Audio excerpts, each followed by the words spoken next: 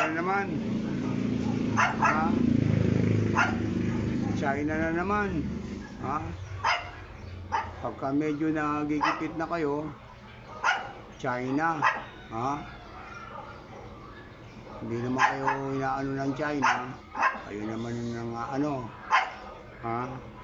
Yung problema natin dito, bilyon-bilyon, umabot na ng trilyon ng problema. Ha? Pinasasauli na, hindi pa kayo kumikibo. Ha? Idadivers din sa China. Sasabihin nyo, gera. Ha? Pagtapos, pag nagsimula yung gera, takbo na. Ha? Palibasa kayo, may mga ari-arian kayo sa ibang bansa, okay lang sa inyo yun. Kami may iwan sa ere. Dapat kung mangyayari ang ganyan, walang makakalabas.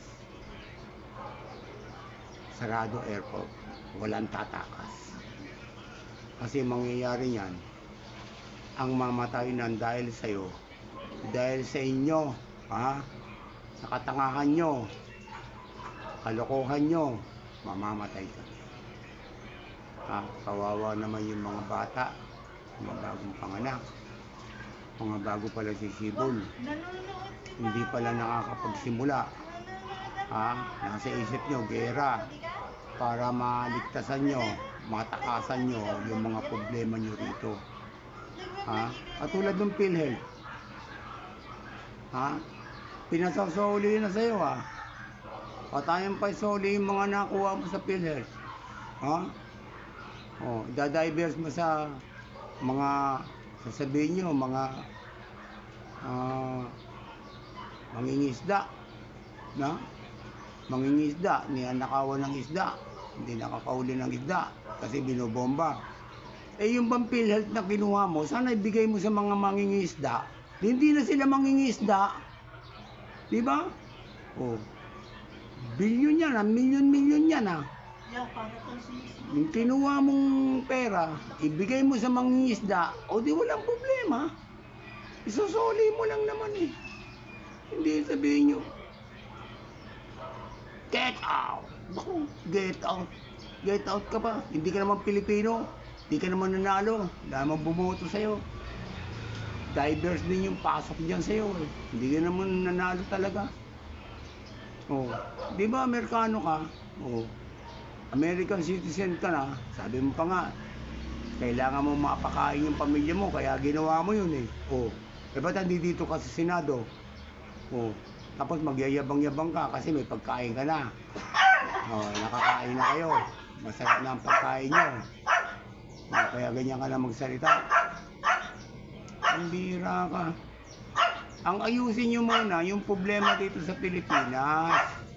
Para matuwa kami. Yun ang inaasahan namin. Yung mga nakawan dito, bilyon-bilyon, pati yung pera namin sa PhilHealth, kinuha nyo, isoli nyo na. Para maniwala kami sa inyo. Matuwa kami sa inyo. Hindi kung ano na pagka may problema. China, gera, Maria, Lindol. Putik na yung mga pinaggagawa nyo. Isoli nyo yung pera namin. Matatapos na ang problema. Akala nyo panghabang buhay yan? Hindi lifetime yan. Darating din ng panahon, magmamakaawa kayo. Ha? Hindi nyo pa sinusuli yung pera eh. Grabe, hindi kayo nahiyan. Lalakas ng loob nyo na magsalita kung ano-ano sasabihin nyo. Sasabihin nyo, magagaling kayo kung ano-ano. Suli nyo kasi yung pera. Ha? Yung mga ninakaw nyo. Ang dami-daming problema ng Pilipinas eh. Pumupunta kayo kung saan-saan. Ha? Kung ano-ano pinag-uusapan nyo para makalimutan lang yung problema. Maawa kayo sa Pilipino. Ha? Maawa kayo sa Pilipinas.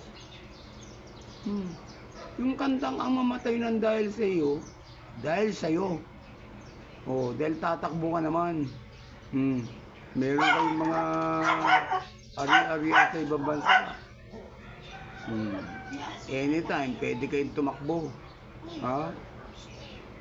Pero hindi dapat mangyari yan. Pag nagsimula yung kaguluhan, dapat di mo lang aalis. Ha? mamamatay tayong lahat dito. Hindi tayo abuti ng 1 linggo.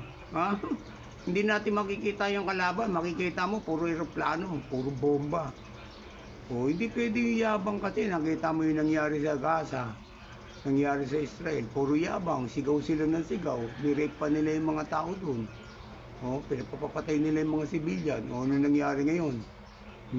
Dinadurog sila. O, yung Israel, o, ganun din. O, di ba? O, dito sa Russia, o, ano nangyari? Nadurog yung kalaban nila. Puro yabang eh. O,